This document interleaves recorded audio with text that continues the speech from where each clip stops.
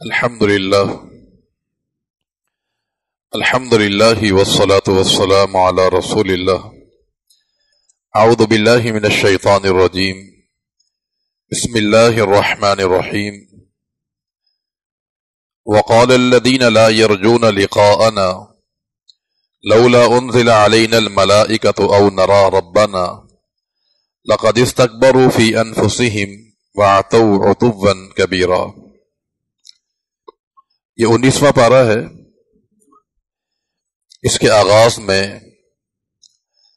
نبوت کے منکرین اور قیامت کے جو منکر تھے ان کے دو مطالبوں کا ذکر کیا گیا ہے. ان کا مطالبہ یہ تھا کہ اس نبی پر یا ہم پر فرشتہ نازل کیوں نہیں کیا گیا، یا ہم اللہ تعالیٰ کو دیکھ کیوں نہیں لیتے. فرشتہ نازل ہو جائے یا اللہ تعالیٰ کو ہم دیکھ لیں تو پھر ایمان لے آئیں گے. تو اللہ نے جواب دیا کہ لَقَدِ اسْتَكْبَرُوا فِي أَنفُسِهِمْ وَعَتَوْا عُتُوًّا كَبِيرًا. ان کا یہ مطالبہ سرکشی اور عناد و تکبر کی بنیاد پر ہے. مطلب یہ ہے کہ اللہ تعالیٰ کو دیکھنے کا مطالبہ تو موسیٰ علیہ السلام نے بھی کیا تھا. ربی ارینی انظر الیک، کہ اللہ میں تجھے دیکھنا چاہتا ہوں. تو اگر یہ مطالبہ صحیح نہ ہوتا تو ایک نبی بھی اس کا مطالبہ کیوں کر رہا ہے؟ تو فرق یہی ہے کہ موسیٰ علیہ السلام نے اللہ تعالیٰ کو دیکھنے کا جو مطالبہ کیا تھا وہ ایک شوق اور ایک محبت کی وجہ سے کیا تھا، جبکہ ان کا تقاضا یا ان کا مطالبہ سرکشی اور عناد کی بنیاد پر ہے. اور دوسری بات یہ ہے کہ اگر کسی کے مطالبے کرنے پر معجزات یا وہ نشانیاں دکھا دی جائیں تو یہ چیز اللہ تعالیٰ کی منشا کے خلاف ہے. اللہ تعالیٰ اس بات پر قادر ہے کہ انسان جو مطالبہ کرے وہ دکھا دے، لیکن اللہ تعالیٰ کی منشا کے خلاف عمل ہے. اللہ تعالیٰ کی منشا یہ ہے کہ انسان بن دیکھے ایمان لے کر آئے، اور ایسے ایمان کا فائدہ بھی ہوتا ہے جو انسان بغیر دیکھے ایمان لے کر آئے. دیکھ کر ایمان لانا کس کام کا ہوا؟ تو اس لیے ان کے اکثر مطالبات پورے نہیں کیے جاتے تھے. اور پھر یہاں عالمین نے فرمایا کہ یہ بابر فرشتوں کو دیکھنے کا مطالبہ کرتے ہیں تو یاد رکھنا یوم یرون الملائکۃ لا بشری یومئذ للمجرمین، جس دن ان کو فرشتے نظر آ جائیں گے نا تو اس دن ان کے لیے کوئی بشارت نہیں ہوگی، پھر ان کے لیے بربادی ہی بربادی کا سامان ہوگا. کیونکہ فرشتوں کا نزول قوموں کو عذاب دینے کے لیے ہوتا ہے. تو جس دن فرشتے نازل ہوں گے تو اس دن ان کے لیے کوئی مسرت کی بات نہیں ہوگی، خوشی کی بات نہیں ہوگی. اس کے بعد ان لوگوں کا نتیجہ ذکر کیا ہے جو دنیا میں اللہ کے پیغمبر صلی اللہ علیہ وسلم کی مخالفت کرتے ہیں، آپ کے احکامات پر عمل نہیں کرتے.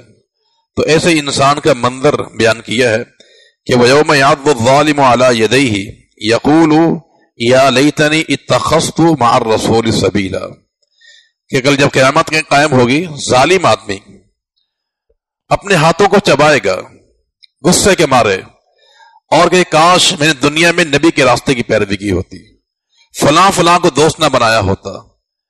آج دنیا میں انسان نبی کو چھوڑ کر اپنے اکابر کی، اپنے بڑوں کی جو ہے باتوں کو مانتا ہے. جب قیامت قائم ہوگی تو افسوس کرے گا کہ کاش میں نے دنیا میں نبی کی پیروی کی ہوتی، فلاں فلاں کو دوست نہ بنایا ہوتا. لیکن اس وقت یہ افسوس، یہ حسرت، یہ ندامت کسی کام آنے والی نہیں ہے. اس کے بعد عالمین نے پھر کفار کے اعتراض کا جواب دیا ہے.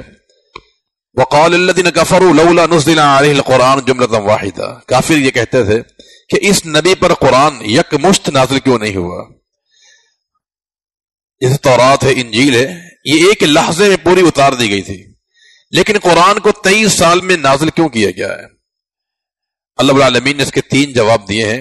ایک جواب تو یہ دیا ہے کہ لنثبت بہ فؤادک، تاکہ ہم آپ کے دل پہ اس کو ثابت کر دیں. چیز اگر کم ہوگی تو یاد رہتی انسان کو، تو ثابت قلبی کے لیے ہم نے یہ ایسا کیا ہے. اور نمبر 2 کہ مسلمان جو صحابہ کرام ہیں وہ بھی اسے یاد کر لیں، حفظ کر لیں. اور تیسری وجہ یہ ہے قرآن کو آہستہ آہستہ اتارنے کی کہ کفار اگر کوئی اعتراض آپ پر کریں گے تو ہم اس کا جواب آپ کو فوراً ہاتھوں ہاتھ دے دیں گے. یہ 3 اس کی توجیہ ہے قرآن مجید کو تدریجاً آہستہ آہستہ نازل کرنے کی. اس کے بعد العالمین نے قوموں کے انجام کو بیان کیا اور اپنی ایک نعمت کا ذکر کیا ہے کہ الم تر الی ربک کیف مد الظل ولو شاء لجعله ساکنا ثم جعلنا الشمس علیہ دلیلا. اللہ نے بیان کیا کہ یہ دھوپ اور سایہ جو ہے یہ میری نعمت ہے. یہ دھوپ بھی اللہ تعالیٰ کی نعمت ہے اور سایہ بھی اللہ تعالیٰ کی نعمت ہے. اگر دنیا میں دھوپ نہ ہوتی تو ہماری جتنی بھی معیشت ہے، نباتات، فصلیں، یہ کبھی تیار نہیں ہوتی. فصل کی پکائی کے لیے، اگائی کے لیے سورج کی حدت اور شدت چاہیے ہوتی ہے. یہ تو سورج رب العالمین کی نعمت ہے. اور اگر سایہ نہ ہوتا تو پھر انسان جل جاتا، ہمارا پانی ہی سوکھ جاتا، فصلیں تباہ ہو جاتی. تو اللہ رب العالمین کا یہ نظام ہے کہ اس نے دھوپ بھی ہمیں دی ہے اور سایہ بھی عطا فرمایا ہے. اس کے بعد العالمین نے عباد الرحمن کی صفات بیان کی ہیں کہ وَعِبَادُ الرَّحْمَنِ الَّذِينَ يَمْشُونَ عَلَى الْأَرْضِ هَوْنًا وَإِذَا خَاطَبَهُمُ الْجَاهِلُونَ قَالُوا سَلَامًا. کہ رحمان کے بندے وہ ہیں وہ زمین پر بڑا آہستہ چلتے ہیں، نرمی کے ساتھ چلتے ہیں. نرمی میں چلنے کا معنی یہ کہ اکڑ کر تکبر سے نہیں چلتے ہیں. رسول اللہ صلی اللہ علیہ وسلم کی چال ثابت ہے حدیث سے. اللہ کے نبی زمین پر یوں چلتے تھے کہ جیسے کوئی انسان ڈھلان سے اتر رہا ہو. اگر آپ ڈھلان سے اتریں گے تو یقینی بات ہے آپ کا وجود جو سینہ ہے وہ جھک کر اترے گا. اگر آپ سینہ باہر نکالیں گے تو انسان کو پھسلن ہوگی، گر سکتا ہے وہ. تو اللہ کے پیغمبر کا عام راستے پر چلنے کا انداز ایسا ہوتا تھا کہ جیسے آپ ڈھلان سے اتر رہے ہوں، انتہائی تواضع کے ساتھ. لیکن اس کا معنی یہ بھی نہیں کہ انسان بیمار ہی بن جائے. بیماری نہیں ہے، بالکل تواضع کے ساتھ انسان کو چلنا چاہیے. اور ایک صفت یہ بھی ہے عباد الرحمن کی کہ جب اگر جاہلوں سے ان کی ملاقات ہو جائے، آمنا سامنا ہو جائے، تو قالوا سلاما، ان سے الجھتے نہیں ہیں، ان سے بحث مباحثہ نہیں کرتے ہیں، ترکی بترکی جواب نہیں دیتے، بلکہ وہاں سے وہ گزر جاتے ہیں، اس سے جان چھڑا کر گزر جاتے ہیں. یہ سلام سلامتی والا نہیں ہے کہ سلام کر دیتے ہیں، مطلب یہ کہ جان چھوڑ. اس سے وہ الجھتے اور بحث مباحثہ نہیں کرتے ہیں. یہ اور ان کی یہ صفت بھی بیان کی ہے کہ یبیتون لربہم سجدا وقیاما، کہ اہل ایمان وہ ہیں، عباد الرحمن وہ ہیں کہ جن کی راتیں سجدہ اور قیام میں گزر جاتی ہیں، قیام اللیل کا اہتمام کرتے ہیں، اللہ سے راز و نیاز کرتے ہیں. پوری رات سوتے نہیں رہتے ہیں، سوتے بھی ہیں لیکن رات کو بیدار بھی ہوتے ہیں. کانوا قلیلا من اللیل ما یہجعون وبالاسحار هم یستغفرون. رات کو کم سوتے ہیں اور زیادہ العالمین کی عبادات کرتے ہیں. اور ان کی صفت یہ بھی بیان کی ہے کہ جب وہ خرچ کرتے ہیں تو لم یسرفوا ولم یقتروا، نہ اسراف اور نہ تبذیر، بالکل دونوں کے درمیان کرتے ہیں.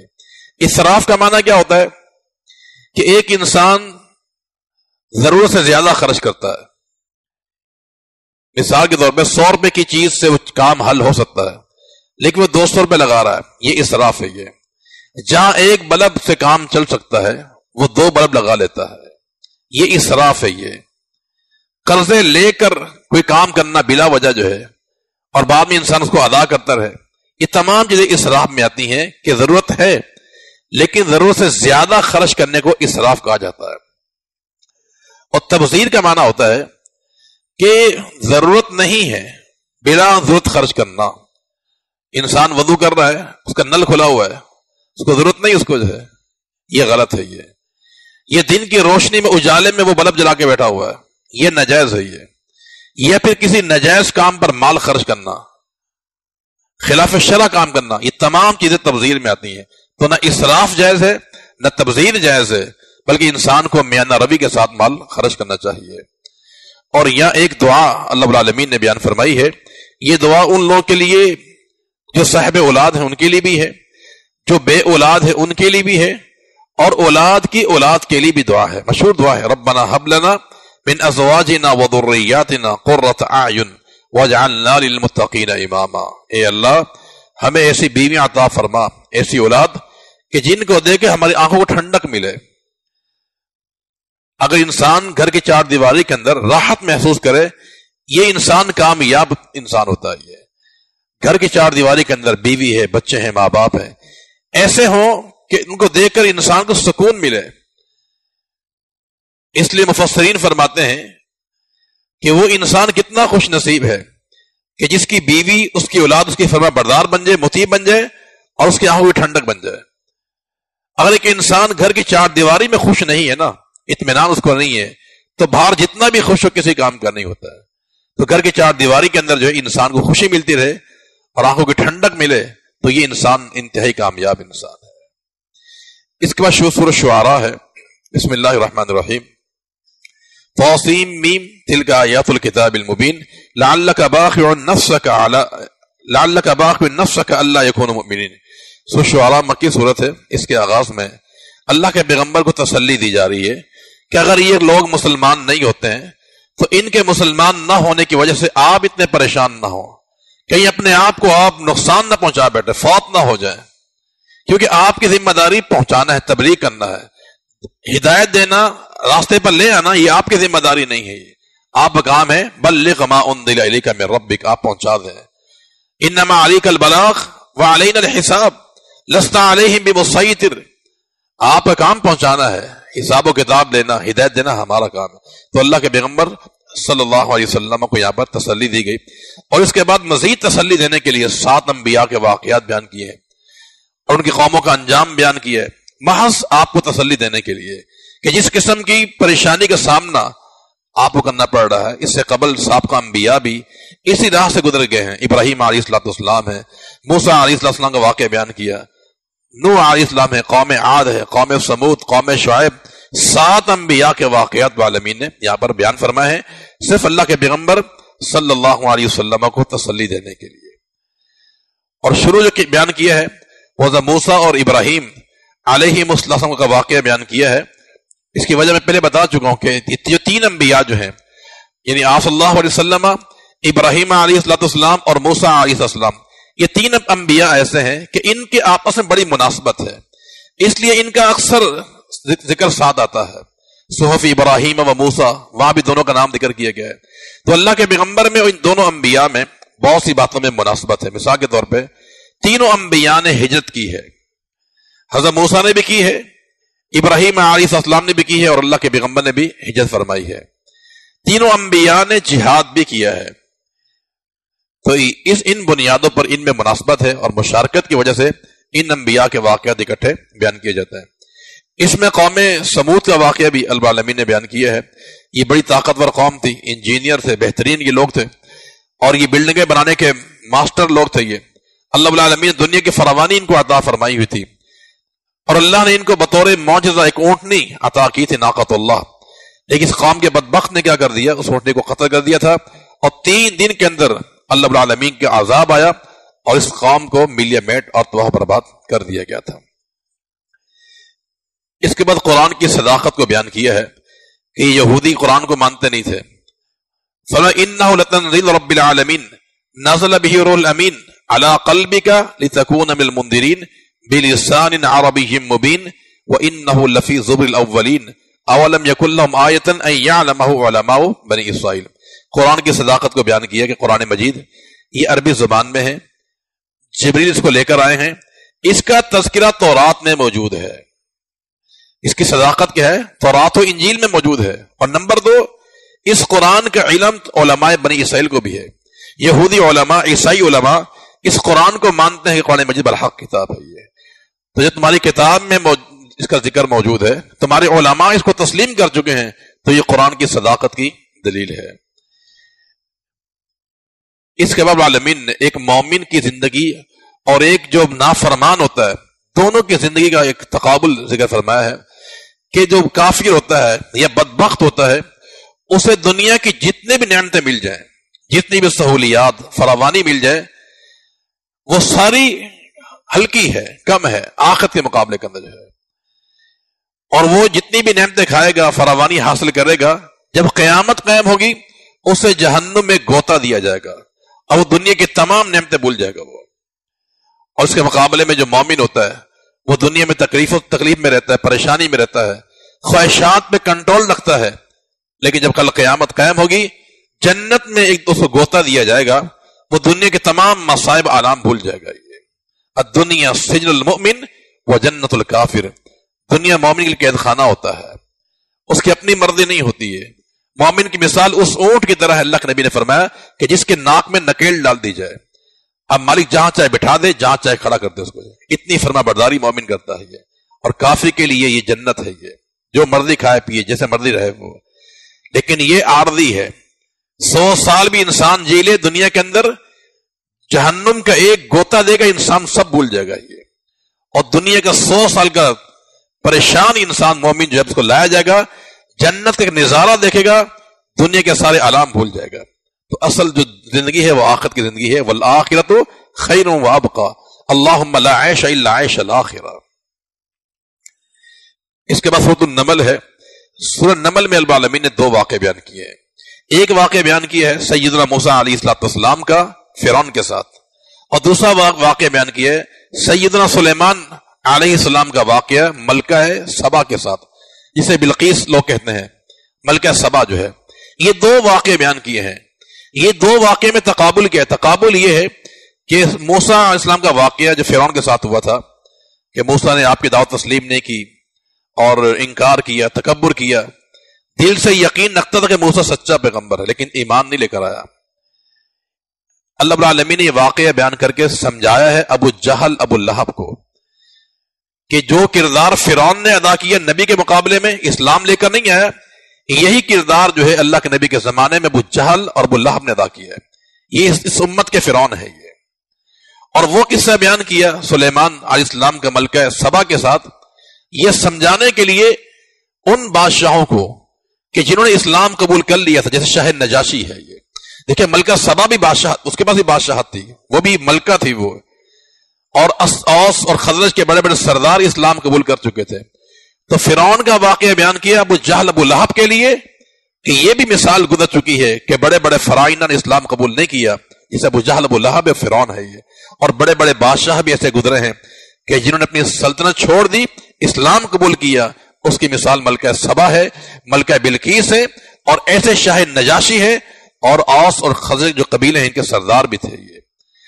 یعنی بعض سردار اسلام قبول کر چکے ہیں اور بعض سرداروں نے اسلام قبول نہیں کیا۔ اس تقابل میں یہ دونوں واقعے العالمین نے یہاں پر ارشاد فرمائے ہیں۔